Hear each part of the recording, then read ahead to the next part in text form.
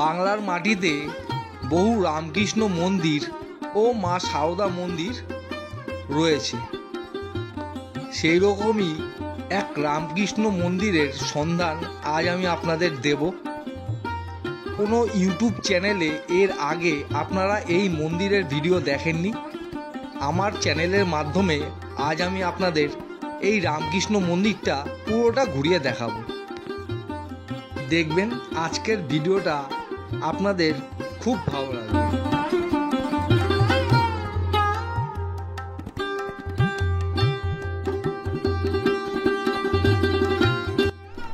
নমস্কার, আপনারা এখন আছেন আরুপাড়ায় শ্রী শ্রী রামকৃষ্ণ মন্দিরে।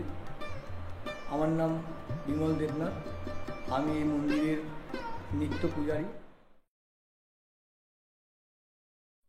নমস্কার বন্ধুরা, আরও একটা নতুন ভিডিওয়ে আপনাদের সকলকে জানাই স্বাগত। আজ আমি আপনাদের ইউটিউবে প্রথম একটি রামকৃষ্ণ মন্দিরের সন্ধান দেব।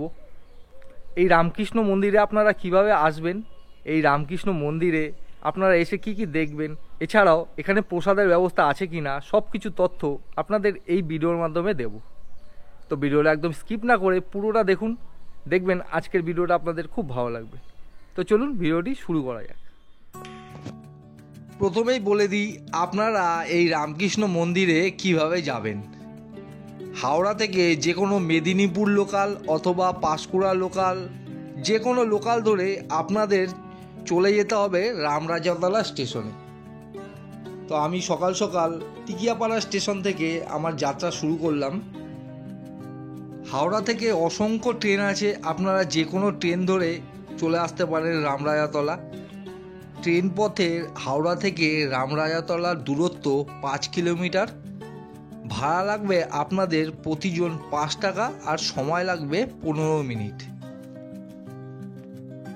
রামরাজাতলা স্টেশনে নেমে যেদিক দিয়ে ট্রেনটা আসলো মানে হাওড়ার দিকে, আপনাদের হেঁটে স্টেশন থেকে বেরোতে হবে। বেরোলেই আপনারা পেয়ে যাবেন রাস্তা সাইড দিয়ে আর কি, আর মাঝখান দিয়েও রয়েছে, যেখান দিয়ে ইচ্ছা আপনারা হেঁটে লেভেল ক্রসিংয়ের সামনে যেতে হবে। আর আপনারা চাইলে টোটোও নিতে পারেন, সেক্ষেত্রে আপনাদের ভাড়া পড়বে প্রতিজন 10 টাকা। টোটো দাদাকে বলতে হবে আরুপাড়া রামকৃষ্ণ মন্দির যাব। আমরা হেঁটেই গিয়েছিলাম। তো লেভেল ক্রসিং থেকে বেরিয়েই একদম ট্রেন লাইনের সাইড দিয়ে যে রাস্তাটি দেখতে পাচ্ছেন আপনারা, এই রাস্তাটি ধরে 2 মিনিট হাঁটলেই আপনারা পেয়ে যাবেন রামকৃষ্ণ মন্দির। আপনারা যদি টোটো করে আসেন সেক্ষেত্রে আপনাদের অন্য রাস্তা দিয়ে নিয়ে আসবে। তো আমরা হেঁটেই গিয়েছিলাম, তাই এই রাস্তাটি ধরে চলে যাচ্ছি। এই রাস্তা দিয়ে একদম শর্টকাট। রেল লাইনের পাশের রাস্তা দিয়ে 2 মিনিট হাঁটার পরেই আমরা পেয়ে গেলাম এই রামকৃষ্ণ মন্দির। আপনারা যারা এই মন্দিরে আসবেন আপনাদের বলে দিই, এই মন্দিরটি রামরাজাতলা আরুপাড়ায় রয়েছে। তো আপনারা টোটো দাদাকে বলবেন যে আরুপাড়া রামকৃষ্ণ মন্দির যাব, তাহলেই আপনাদের একদম মন্দিরের গেটের সামনে এনে নামিয়ে দেবে।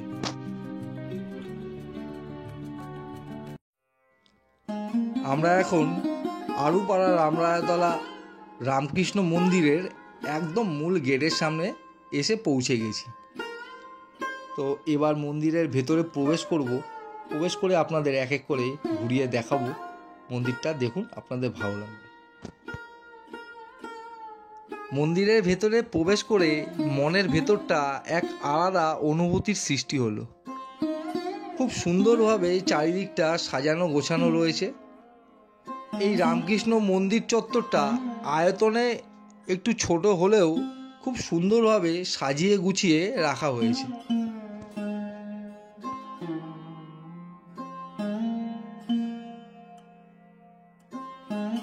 এই আরুপাড়া রামকৃষ্ণ মন্দিরের যিনি প্রেসিডেন্ট রয়েছে, ওনার সাথে আমাদের দেখা হলো। ওনাকে আমরা অনুরোধ করলাম যে এই পুরো মন্দিরটা আমাদের ঘুরিয়ে দেখাতে, তাই উনি রাজিও হলেন। তো দেখুন আপনারাও সব এক এক করে আপনাদের দেখাচ্ছি।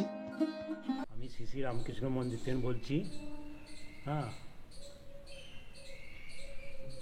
আমাদের এন্ট্রান্স যে গেট আছে, গেট থেকে ঢুকে স্বর্গীয় মদনমোহনদের মায়ের মন্দির আছে, উষারানী দিয়ে এখানে প্রথমে দর্শন করে তারপরে আমরা চলে যাব গুরুদেব, আমাদের যে গুরু মহারাজ আছে ওনার ঘরে যাব। মন্দিরের মূল গেট থেকে প্রবেশ করেই বাম দিকে আপনারা দেখতে পাবেন এই রামকৃষ্ণ মন্দিরের যিনি প্রতিষ্ঠাতা শ্রী মদন মোহন দে ওনার মাতৃ মন্দির। মন্দিরের ভেতরে শ্বেতপাথরের তৈরি বেদির উপর রয়েছে শ্রী শ্রী মদন মোহন দে মহাশয়ের মাতৃদেবীর একটি সুদৃশ্য মূর্তি।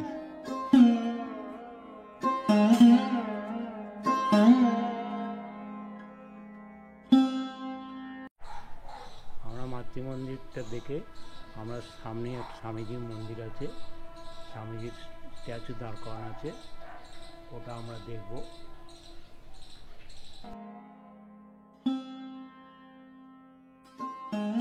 মাতৃ মন্দিরের একদম সামনেই রয়েছে স্বামী বিবেকানন্দর এক বিশাল বড় সুদৃশ্য মূর্তি।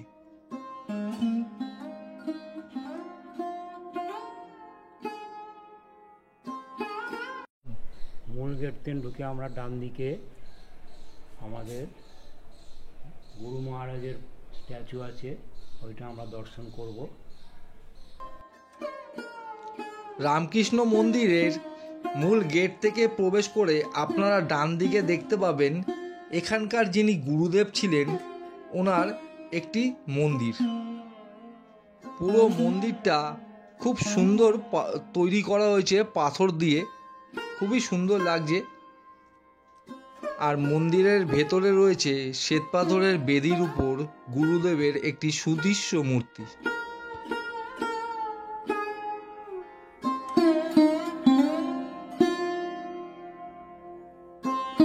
আমরা গুরু মহারাজ অন্তেন বেরিয়ে এসে আমাদের মূল মন্দিরের দরজা আসলাম। এইখানে আমাদের স্বামীজি ঠাকুরের ফটো আর মায়ের মা আছেন এখানে।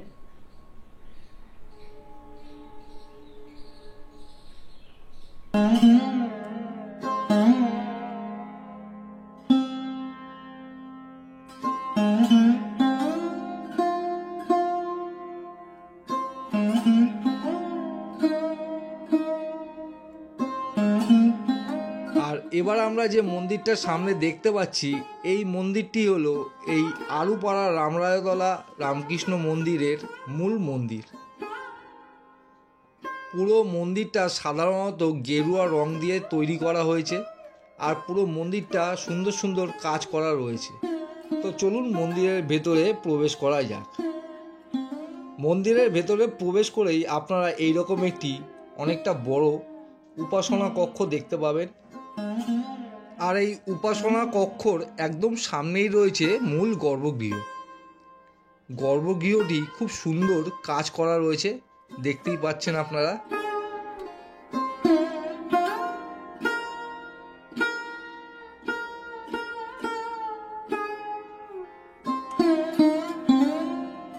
গর্ভগৃহের ভেতরে শ্বেতপাথরের বেদির উপর রয়েছে ঠাকুর মা ও স্বামীজির বিগ্রহ, আর ঠাকুর রামকৃষ্ণদেবের পেছনেই রয়েছে মা কালীর একটি সুন্দর ছবি। এখানে ঠাকুর মা ও স্বামীজির নিত্য দুবেলা সেবা করা হয়।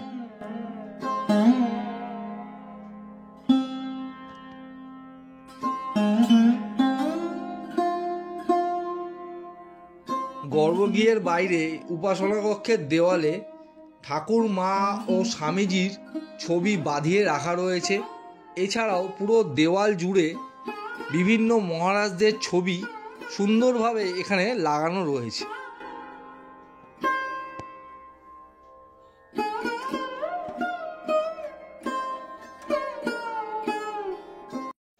উনিশশো সালে শ্রী মদন মোহন দে মহাশয়ের অক্লান্ত পরিশ্রমে রামরাজাতলার আরুপাড়ায় গড়ে ওঠে এই রামকৃষ্ণ মন্দির।